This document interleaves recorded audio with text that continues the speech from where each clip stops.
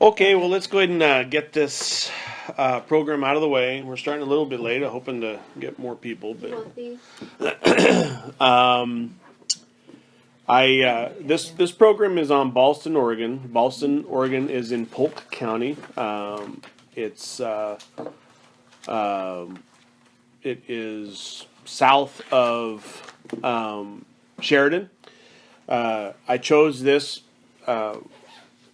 town because of a Okay, two. I got a contact years ago from a person that said that there was an old a museum just somewhere around Sheridan that nobody's ever been into, and I didn't understand what that was. I thought that was kind of strange, and so I contacted them. They told me it was in Ballston. Didn't know where Ballston was, even though I work on I work at the work where I work. It's on Ballston Road, but I never drove around. I didn't even know there was a town named Ballston. Well, this is this lady. Her name was Mrs. Moon. I don't remember what her name was, her first name was, and she was completely blind. And I met her. My wife and I went to her home, and she was the owner of the key. She held the key for the old schoolhouse there in Ballston, Oregon. Has anybody? Does anybody? Has anybody here not seen the schoolhouse in Ballston? Okay, you have not.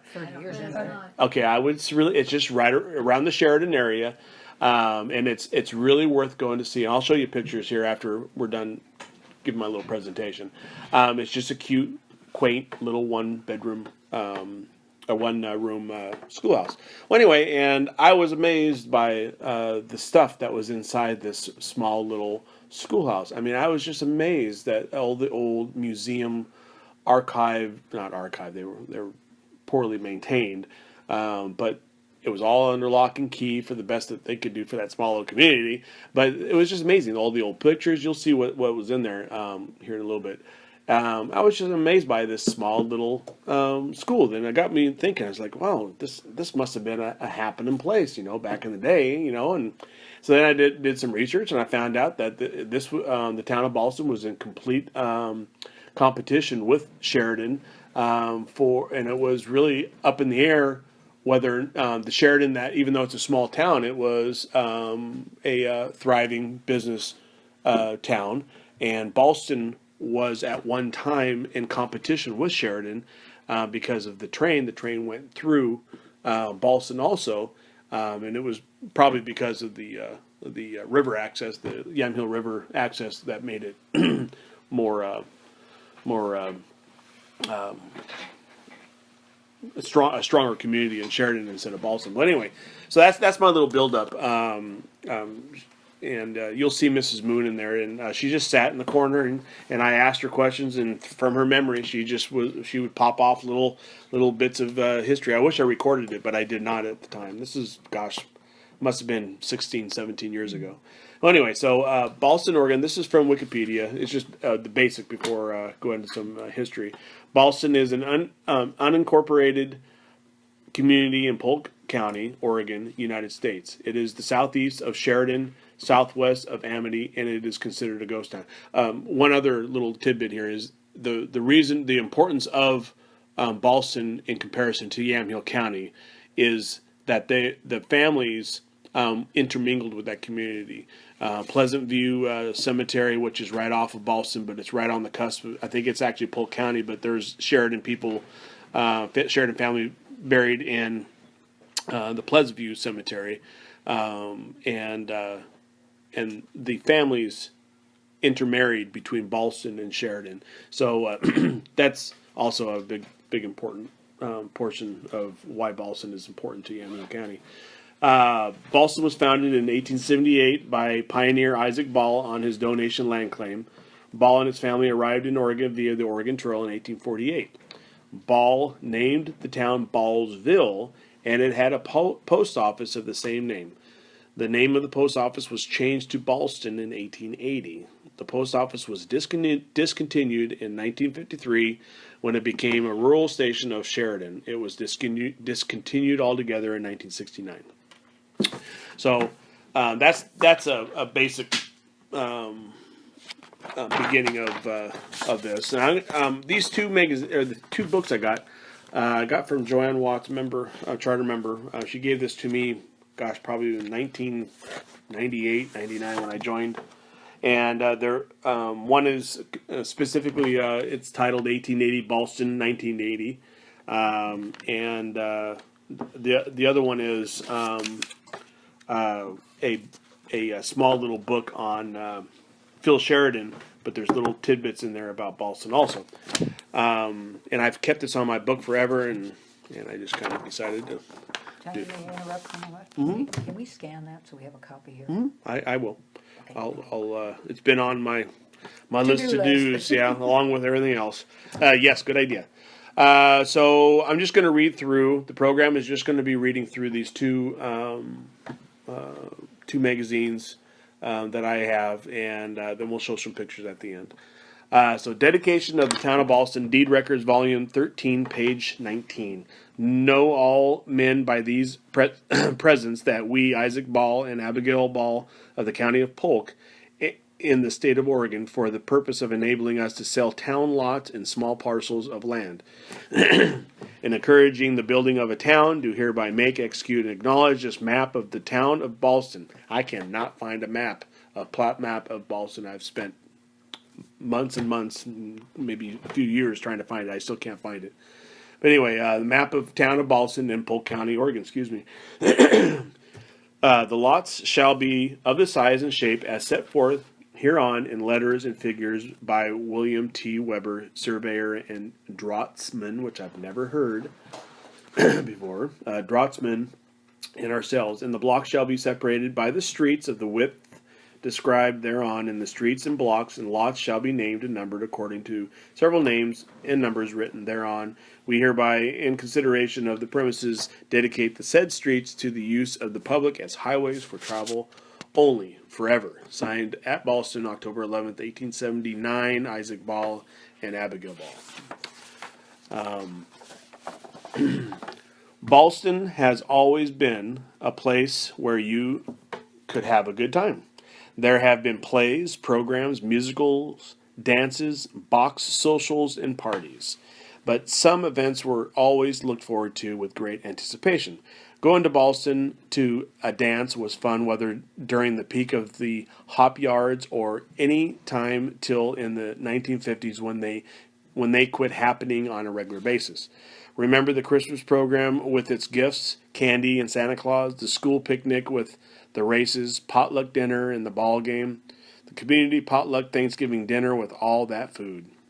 The town had a baseball team some years, which played teams from hereby towns.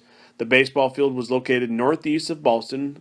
Playing on the 1917 team were Pete Price, Andy Ottinger, Ernie Harris, Percy Haynes, J.C. Chris, John Focht. Members of the 19 team were Herb Pointer, John Anderson, Oscar Peltzer, D. Mellema, John and Orville Focht. In 1959-1960, when Ballston had a team, the ball field was 1 block north of the railroad track on the west side of the main road. Some of the members of these teams were Cedric Clark, Ezra, Lon Kilmer, Jim Focht, Jim DeJong, Don DeJong, Leroy Beener, Jim Jones, Clark Moon, and Everett Smell. Ballston Old Timers Picnic began August 17, 1941, with a potluck dinner in the Grove. The Grove is where the school is. Lester Combs, Harry Kilmer, Roy Leach were the wandering minstrels, singing and playing, which I thought that's kind of funny. The wandering minstrels. Mrs. Lindsay led the singing, and Mr. Reese gave a talk. Catherine Haynes was picnic chairman, and Lillian Bowman the secretary. Later, these picnics were sponsored by the Ballston Community Club and continued through 1959.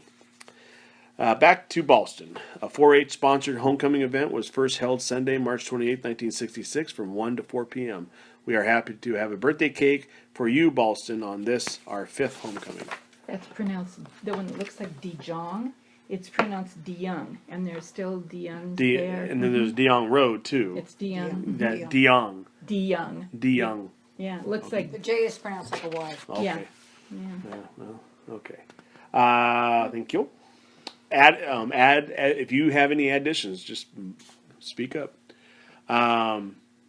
And then this is a little write-up that they wrote. Dear friends and fellow members, we're gathered here today to celebrate the founding of this club, and I'm guessing it's a community club, and speed it on its way. In the beginning, sometimes faltered for our members, then were few, but our purposes were true and lofty, and our membership steadily grew. We've always welcomed new members. Several hundred are now on our list, and when one has left for a reason, has ever been sorely missed. Some of these members are scattered in places away and far. Some of us still live in Ballston, and some have crossed the bar.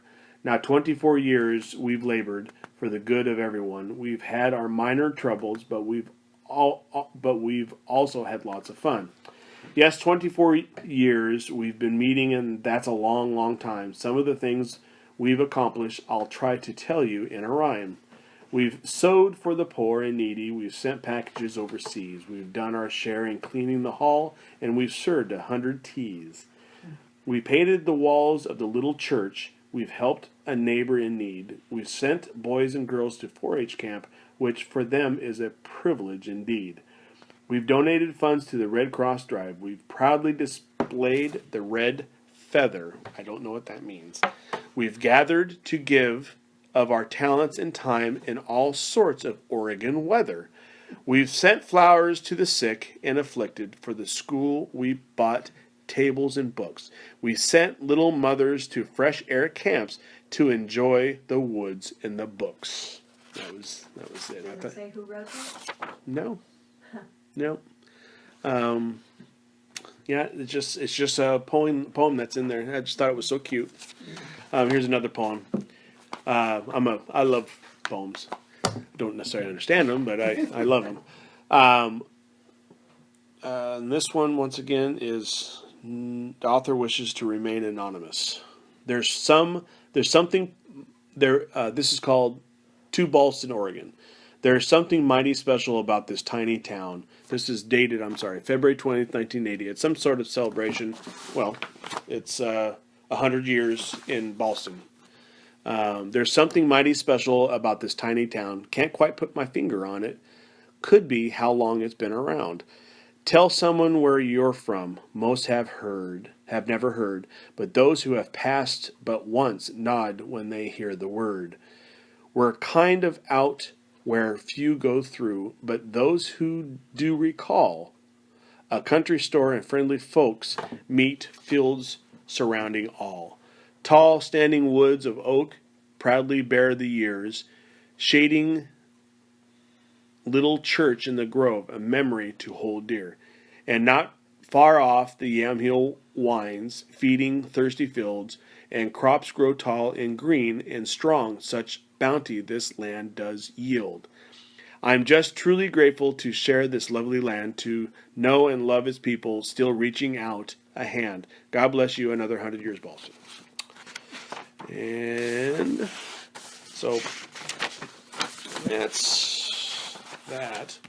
A nice little book. Yeah, I thought that was, well, it was a neat little gift when I got it years ago. I don't think I gave it the respect that I should have given it when I was given this as a gift. It just I read it and kind of went on my shelf. This is kind of interesting. This is the book I'm reading now is specifically about Phil Sheridan, but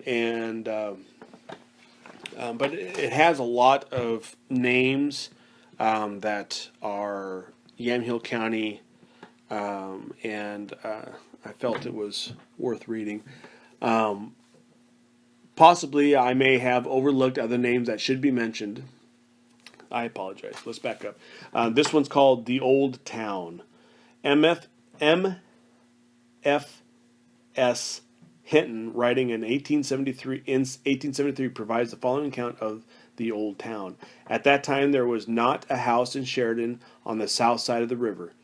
Joe Morris had a fair seed store just east of the north end of the bridge, and it was the main store general west of McMinnville. Bob Orr had a small store north and west of the bridge.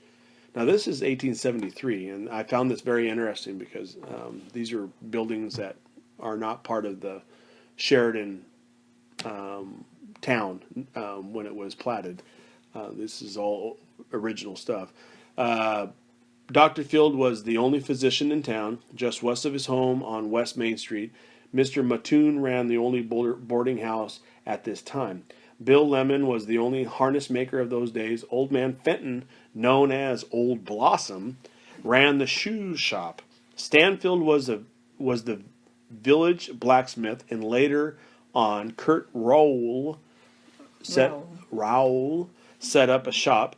Uncle Tom Faulkner and Bill Eads ran the butcher shop. Eli Branson was a resident of the town and enjoyed telling of his fine rifle and marksmanship. There was perhaps 3 or 4 dozen houses at the time. On Mill Creek in the early days, Cyrus Buell owned a grist mill. I remember the Henshaws, the Ridgeways, the Blairs, J.L. Guthrie, R.A. Porter, J. Dickey, Jess Eads, B.B. Branson, John Lynch, and Uncle Dan Harris. On the south side of the Yamhill was the New Bills, William Savage, Frank Yoakum, Marcellus Faulkner, and Uncle Billy Chapman. On the north side, before Willamina was built, was Mr. Millsap, Joe, Jim, and Nate Brown, Ball, and James Bewley. Below Sheridan on the south side of the river was P.M. Scroggins, Tip Graves, Tom Graves, and Uncle George Graves. On the north side of the river was Mr. Childress. James Townsend married one of his daughters, Mr. Turner.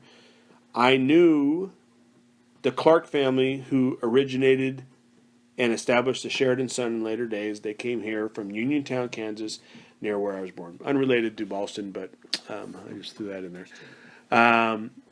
Possibly I may have overlooked some other names that should be mentioned, but these were the men who wrought well, men of courage, vision, conviction, and determination who faced the Western hardships. All honor to these men and their noble wives who sacrificed, worked hard, and helped to make Oregon one of the empire states of the Northwest. I like that, the empire states of the Northwest.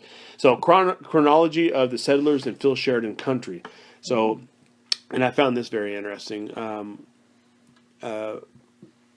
So it starts out with, I'm not going to read them all. I'll read a few at the start. But in 1843, the first one, according to this publication, was Thomas Air Blair, Cyrus Blair, Mill Creek, Nathan Hussey, Ballston area, Charles B. Graves, Ballston area. Now, the Graves family is a Sheridan family, and there's the correlation. They are a Sheridan family, but there were Graves in Ballston, so therefore that's the reason why Ballston's important to Yamhill County. Absalom Faulkner, the founding father of Sheridan First Family. Thomas Graves Ballston, George Graves Ballston, Harrison Graves Ballston, Cyrus Buell, the Buell area, and then it goes on down, and there's numerous others. Gopher Valley families, and Connor, Buell, Lady, Faulkner, Brown, Hussey, Bewley, Simpson, Harrison, Branson, Scroggin, Potter, Cutter, Field, Coleman, Bewley, Mulkey, Sackett, Warren, Cyphers, A.G., Crowell, Shortridge, and Peterson.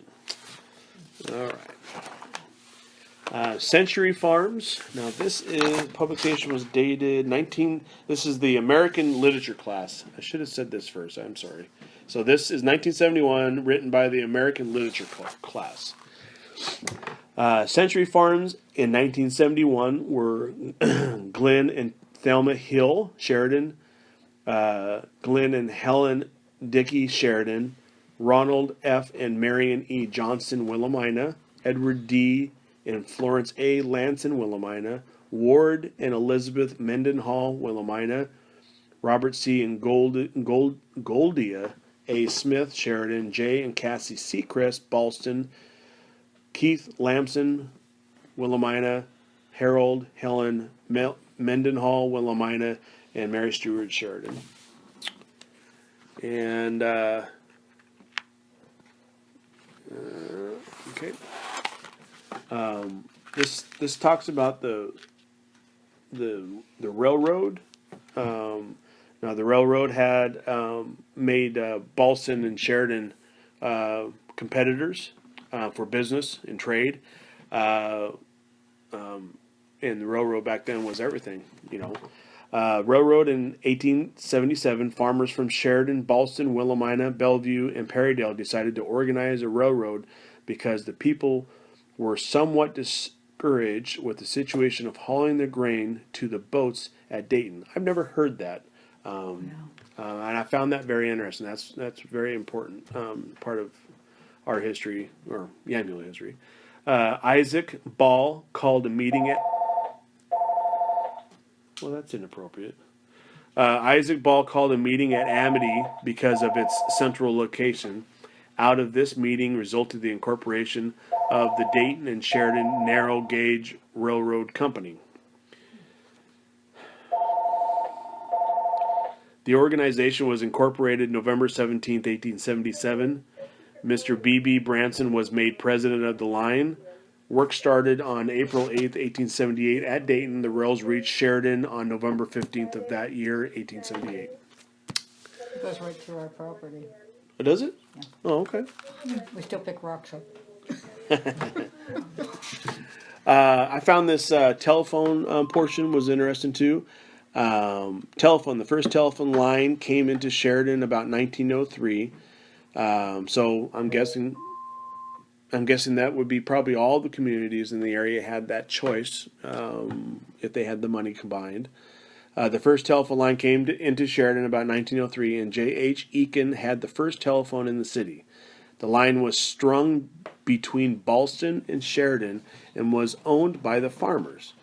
So, and I found that interesting. Owned by the farmers. Yeah. I It was wouldn't. out of McMinnville too, But why would they be owned by the farmers? because they were the ones that put the money up to build it. It wasn't enough. There was not enough population for a company to come in and install it. So the farmers would pool together and get the line, get paid to have the poles done and the line run out. It was party line, because that's what our place used to be until the 64, 65 storm, whatever, when that came whipping through here, took them out. Okay. And then they got everybody else's line. Well, I found that interesting. Yeah, that was So the line was strung between Ballston and Sheridan and was owned by the farmers. Salt Creek had a line out at about the same time, and this connected with the Ballston-Sheridan line.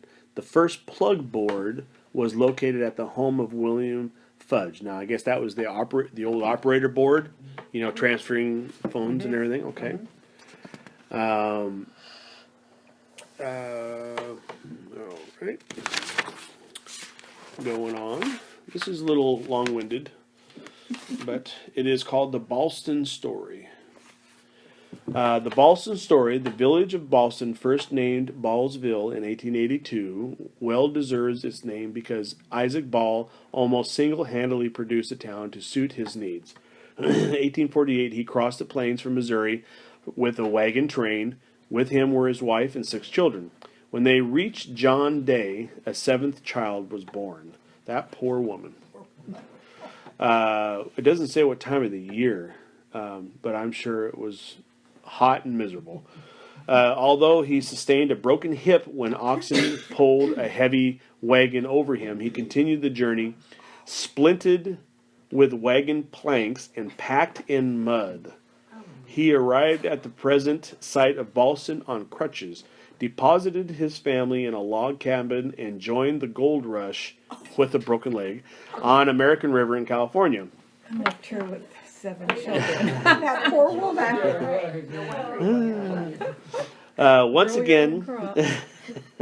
Once again, Isaac had his hip hurt, but he returned to Ballston with $400. Now, how much money do you think $400 was back then? A lot. Yeah. And in 1850, he established a donation land claim of 640 acres. He built his home where the Jack DeYoung home is now to be found in 1852. It later burned. During his prime, Isaac Ball was instrumental in bringing the Dayton-Sheridan Railroad to Sheridan. Once again, there's the tie to Yamhill County in 1878. He stipulated that the farmers would give the right-of-way provided there would be a station at Ballston. He also saw the need for a school, and in 1885, the Little Green Schoolhouse was built of lumber sawed at the Buell Mill and hauled by oxen to Ballston. He also donated the land for the church. In 1878, the names of the Ballston area included Fairgrieve, Davidson, McCain, De La Schmidt, De La Schmidt, Connor, and Martin. The mid-80s brought an influx of people to the thriving hop yards, among whom were Stockton, Gray's families, Campbell, McCullough, Grenold, Chandler, Lynch, Siren, H. Buell, Yoakum, Gould, and Newbill. Among these names are some who served under Colonel Phil Sheridan and remained when they were mustered out. The town enjoyed prosperity until Prohibition days, when there was no longer a market for hops. Some of the farmers changed to other crops, but many moved on. The once lively town became a sleepy hamlet surrounded by farms. On one of these, Mr. and Mrs. Sechrist Cassie live in the Van and Lydia Sears house. Cassie is a descendant of Isaac Ball, and the land is part of the donation land claim.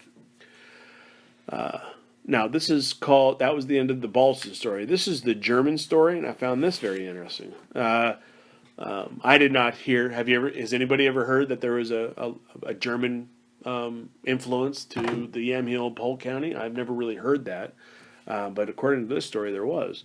Like other groups of early settlers from Europe, German people came to this country because of the promise of plentiful land for farming and because military service was universal and stringent for 18-year-olds. They had news of a vast acres of land in America just waiting to be farmed. Most settled first in the Midwest, then for various reasons moved west. The three earliest families were those of Leo Kozak, 1884, Shalik, 1889, and William Scholes, no year, all of whom settled on what is known as the Evans Street Hill. They were responsible for bringing the prune industry, and original orchards still stand on that hill. Leo Kozak, who also raised pigs, is credited with having the first butcher shop in Sheridan. In 1893, we find Jacob Grauer and his family coming first to Newburgh, and then later moving to Gopher Valley to farm land still being worked by Grauers. His glowing accounts of this territory brought Adam Gutbrod Sr., which the Gutbrods still own outside of, or actually on Ballston. His glowing accounts of this territory brought Adam Gutbrod Sr., grandfather of Mrs. Nell Brandt and John Gutbrod, to settle south of the Yamhill River. George Gutbrod settled on property previously owned by the Eads. George was the father of Nell Brandt, who still lives on this property. Adam Gutbrod Jr., father of John Gutbrod, purchased the George Berry Farm south of Sheridan.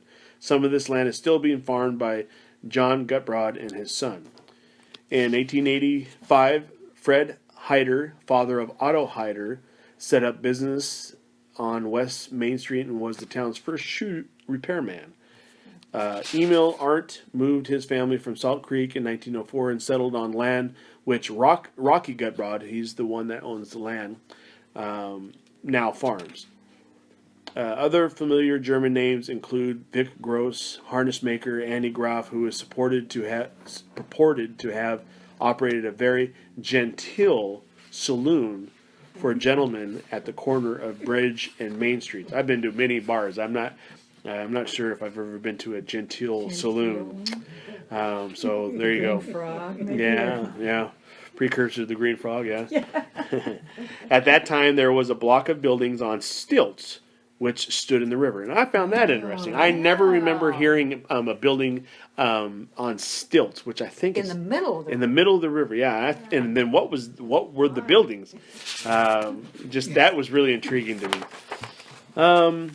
Okay, so William Brandt Sr. got to Sheridan by accident. He and his bride were planning to visit one of Mrs.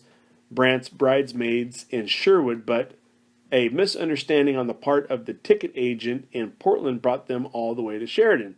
He first rented a house in Ballston, then purchased the land now known as the Ed Brandt Farm. Carl Pfeiffer, who came from Nebraska in 1895, came first to Salt Creek, then Dallas, and then to the present Brandt House. Mr. Pfeiffer started a migration of German folk who settled on Sheridan Road, then known as Germantown Road. Where's that at? It was the, I can't think of the name, but we used to take it off sometimes coming on Highway 18. We would cut off on Germantown Road to go to my grandma's, and I can't think of what it was. Close to Sheridan? Yes, it's a little side road off Bridge Street. Is it the one that goes by the Lutheran church there?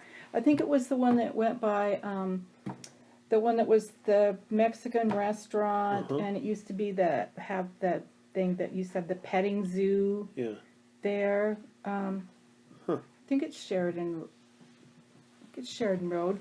When you're coming, you don't take the first exit to go into Sheridan. You continue on, and then you take that little road into Sheridan. What's that called? The Sheridan exit off of 18? Not the one up by the prison. Oh, okay. There's a little road you can take off there. Oh, yeah, okay. Yeah. All right. That goes the back way into Sheridan, past the pet hospital there. And Yeah, along okay, there. I know What's what you're that talking called? about. I don't know. I don't even know if it has a name. Yeah. Yeah, but we used to call that Germantown Road. Okay. Well, there you go. It goes into the senior home, Yeah, little manufactured home place. yeah. Okay, I know what you're talking Yes. about. Okay, well, they're interesting. I've never heard of German Road, so that's interesting. Germantown Road. Germantown It's called, Road, yeah. All right, I lost my place. Started a migration of German folk who settled on Sheridan Road, then known as Germantown Road. So that Sheridan Road must be that one road you're talking about. Okay, following the Pfeiffers were the families of Mathis, Pillar, Schumann, Plageman, Moritz, Liebenau, Reichnau, Hammond, Du Barkow, Mass, Reinholz, Peterson, Brandl, Gersberger, and Israel. The German people were Lutheran, and their children received from 1 to 8 years of education right in the present church building. The minister Gall prepared the children for confirmation and taught regular classes. His wife taught music. The school was discontinued in 1916. This is also, has anybody heard about the ditch that was dug for in the Sheridan area in the 1800s? It was intended to bring water in to farmers from the Yamhill. It's called the Old Newby Ditch. I've heard about this, and it wasn't finished. I'll read this, and it explains it. But the Old Newby Ditch was began in 1867 and never completed. The depression that scars the hillside was never completed. The project is sometimes visible on the hillsides north of Sheridan. The purpose of this ditch was to have been to bring water from the South Yamhill River to McMinnville. The engineering problems and costs prevented its completion. I found that interesting. Do you know where it is? So I've never seen it. Jerry Smith, who's a longtime resident of Sheridan, he's kind of like the historian of Sheridan, one of them, and he told me about this more than one time. He knows where it's at. He's said he was going to bring me and show me this. It got brought up in conversation years and years ago, and I never took him up on it, and I don't know where it's at. It started in Sheridan. It was going to work its way east towards McMinnville, and it just never. I don't know how far it went. I don't know where it's at. I wonder if Margie'd know. Yeah, I'm sure. If anybody knows, she does. This is the last portion. New citizens from Holland. I never heard of the Holland people coming. So around 1907, people from Holland were attracted to the valley and ultimately settled here. Coming first was a gentleman named Case, or John Skagen, who was located at the east end of what is now Main Street. Now this is, I'm guessing, Sheridan. having been his friend in Holland, Jacob de Jong, sought him out and was persuaded to settle here rather than in the settlement of Ontario or Vermont. The de Jongs settled in the Ballston area. J. de Jong II arrived in 1911, and this family also settled in the Ballston district. Grandchildren, great-grandchildren, and even great-great-grandchildren still live on these lands. The family of Doue, D-O-U-E, Mellema arrived in the Tillamook country in 1903 and moved to Sheridan some years later. Bert Webster interest in Sheridan dates back to 1933 when he came from Rotterdam to Seattle and thence to Sheridan to investigate holdings by a Dutch mortgage company. Sundridge was first taken over and managed by Mr. Webster and then owned by him. After his marriage, it became the home of his family. Mr. Webster and his wife, Ruth, are active in civic affairs. The de Jongs, on the other hand, were primarily dairymen, and Mr. Jack de Jong is prominent in state dairy management. His wife is active among the dairy wives. Other Dutch names prominent in the valley are I don't know how to pronounce it. S-T-U-Y, I don't know. Stuy, S-T-U-Y, Van Stavern, Mellema, Piet Spaan, P-I-E-T space S-B-A-A-N, and Kooi, K-O-O-Y. Nick Clerk, a dear friend of great-grandfather de Jong, who, though he lived near Fort Rock, was familiar too and loved by all the Dutch in the valley. Right. And here's some, that was it. All right. So I need everybody to, hold on here. I'll give you a little plug.